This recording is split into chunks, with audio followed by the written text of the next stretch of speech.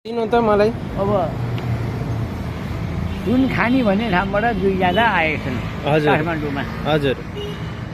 एकजना चाहिँ पढ्न गए, गेट पढे, पढिस् भन्दा पढे। हजुर। दाजु चाहिँ के पढिस् भन्दा वैदिक पढे। कस्तो शुद्ध पढे। पढेर सुन्दा भन्दाखेरि एकै दिनमा पुरै वेद पढिदिनु भएको छ अरे। हजुर। अनि शुद्ध वेदी रहेछ, शुद्ध वेदी रहेछ, सुवेदी भए। अनि हाम्रा च्यापजुरी चाहिँ राजाको भण्डारमा काम गरे, भण्डारी भए। हजुर। अब उहाँका दुईटी श्रीमती थिए अरे। हजुर। जेठीका जेठो र माइलो, कान्छीको एउटा कान्छो। अच्छा अच्छा। अब भरे पछि गर्दा सबैलाई चाहिँ बाहुनजी बेर्ता सरकार मलाई बेर्ता पाऊँ भन्दा 3टा गाउँ बेर्ता दिनुभएको छ अरे सरकारले। ए 3वटा? 3वटा। सल्यान, पाँचजान, किउल। हजुर। अनि जेठालाई 13 भाग सल्यान, माइलोलाई 13 भाग पाँचजान, कान्छोलाई 13 भाग किउल। हजुर। भनेर पठाइदिनु भयो र सल्याने, पाँचजाने, किउले भनेर त्यसरी भनियो। हजुर। अनि पछि गएर कुन चाहिँ गएर निरोली भन्ने ठाउँमा गएर बसेछन् अरे। खोला। निरोली खोलामा गएर बसेछन् अरे। त्यहाँदेखि अब निरोली लेख्न थाले। अनि अब मेरै काका पनि भाइका काका। हजुर। तर मरे दिङ्नामा हुन्जेसम्म, मेरो दिङ्ना हो, दिङ्नामा हुन्जेसम्म होमनाथ भण्डारी। हजुर। तरारामा आएर तङ्कोसभन्दा निरोलो भए।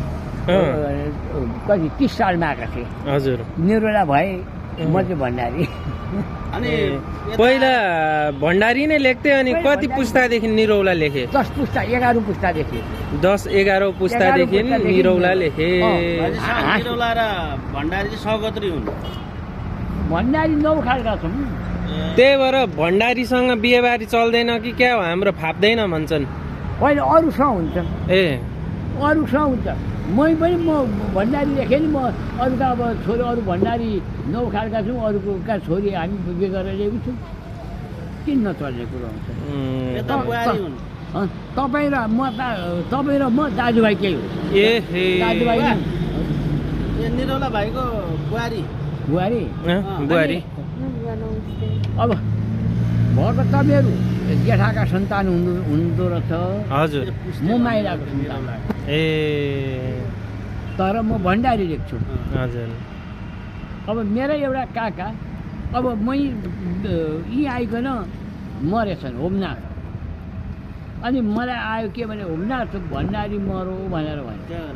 अब निरोलो मरो भने कुन होमनाथ भनेको चाहिँ उसमा बसेको दिङ्लाको भने चाहिँ जुठो बारे मैले। निरोला लेखेँ तर म भण्डारी लेखेँ, जुठो बारे। त्यस्तो रहेछ।